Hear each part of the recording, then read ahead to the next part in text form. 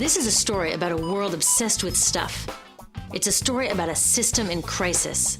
We're trashing the planet, we're trashing each other, and we're not even having fun. The good thing is that when we start to understand the system, we start to see lots of places to step in and turn these problems into solutions.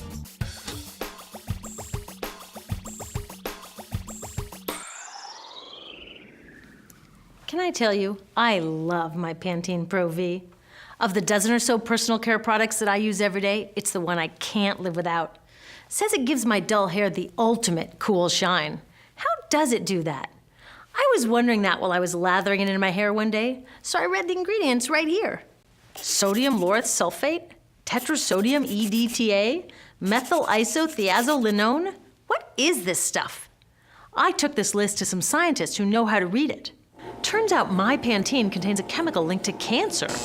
And lots of other products in my bathroom, from sunscreen to lipstick and even baby shampoo, also contain chemicals linked to cancer or other problems like learning disabilities, asthma, and even damaged sperm. Like most parents, I try to keep my family safe.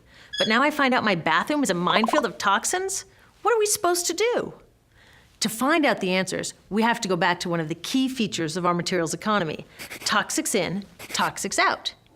If, at the factory, you pour toxic chemicals into a product, like baby shampoo, you're gonna wind up with toxic baby shampoo, and toxics in workers, communities, and, babies. So let's take a closer look at this toxic outrage where it seeps into our lives every day, in the bathroom. The average woman in the US uses about 12 personal care products daily. The average man about 6. Each product containing a dozen or more chemicals. Less than 20% of chemicals in cosmetics have been assessed for safety by the industry's safety panel, so we just don't know what they do to us when we use them. Would you fly in an airline that only inspects 20% of its planes? Of course, not all of these chemicals are dangerous, but we know that many are. Some are carcinogens. That means that they can cause cancer. Others are neurotoxins and reproductive toxins, proven to mess up brain development and reproduction in animals. Wait a minute, we're animals too. It's like a giant experiment. We're using all these mystery chemicals and just waiting to see what happens. One thing we do know is that they're getting inside us. I had my body's toxicity levels tested, and I'm loaded with things like mercury, flame retardants, triclosan, and lead. We all are. Even babies are being born pre-polluted. Now, I know we can't live in a lead-free world, but do we have to put lead in our lipstick? I don't know. Maybe it's my fault. Maybe I just bought the wrong thing. At the store, the choices seem endless. I can get lipstick in 49 shades, or shampoo for hair that's too dry, oily, fine, limp, or frizzy. But what about the choices that really matter? Like the choice to buy products that are safe? It turns out the important decisions don't happen when I choose to take a product off the shelf. They happen when companies and governments decide what products should go on the shelves. So who are these companies? This is Procter & Gamble. They're the ones offering me Herbal Essences, the #2 shampoo in the country. It contains toxic petrochemicals made from oil. Since when is oil an herb? On cosmetics labels, words like herbal, natural, even organic have no legal definition. That means that anybody can put anything in a bottle and call it natural, and they do. I mean, can you imagine a top seller called Petro Essences? Gross. What's even nastier are hair relaxers marketed to 5-year-olds and skin whitening creams.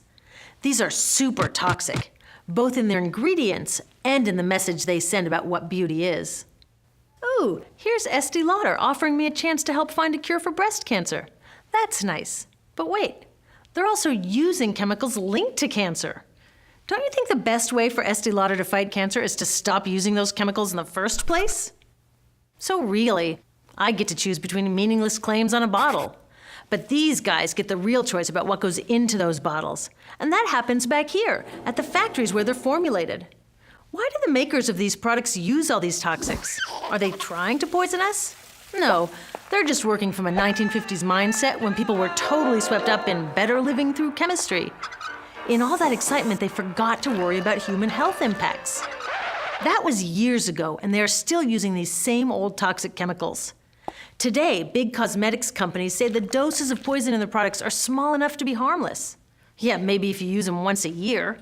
I guess they never get out and see that their products are being used and combined with other products every day.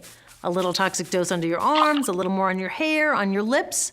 And workers in nail and hair salons get dosed all day long.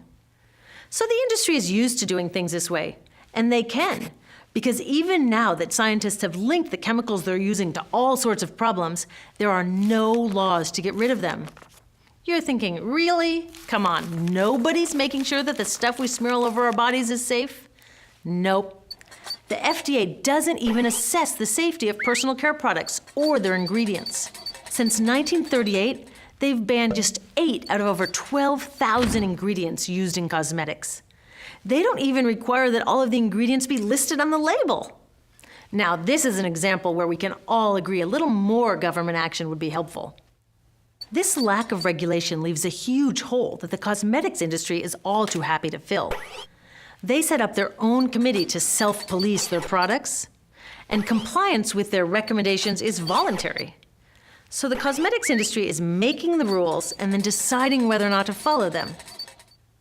So you see, it isn't our fault that these toxic products are in our bathrooms. It's a whole broken system that's ignoring the simple rule: toxics in, toxics out. But we're not helpless. There are resources online that we can use to protect ourselves by identifying the best possible choices in the store. But the real action is with people working to change the system. Because if we really want to solve this problem, we got to start here with these guys. Women, parents, workers, people all over the country are demanding that Congress pass a new law, giving FDA the power to make sure that our personal care products are safe. We need common sense laws based on the precautionary principle. That means that when you're dealing with hazardous chemicals, just err on the side of caution. Let's not debate how much lead should be allowed in lipstick. Just get the toxic chemicals out of our products. Smarter laws would force companies to get past that old 50s mindset and figure out how to get us all clean and shiny without toxic chemicals. Can they? Totally. Many responsible cosmetics companies are already putting safer products on the market. Green chemists are developing substances that are designed to be safe and non-toxic in the first place. European governments have required the removal of many toxic chemicals, and companies have figured out how to comply. When cosmetics are reformulated to be safe and labeled honestly, then we can feel comfortable with the choices available at the store. We can choose bouncy hair or full hair, shiny lipstick or matte. We can even choose to feel beautiful without using 20 products. But we'll know that whatever we choose, the most important choice, the choice to be safe and healthy, has already been made.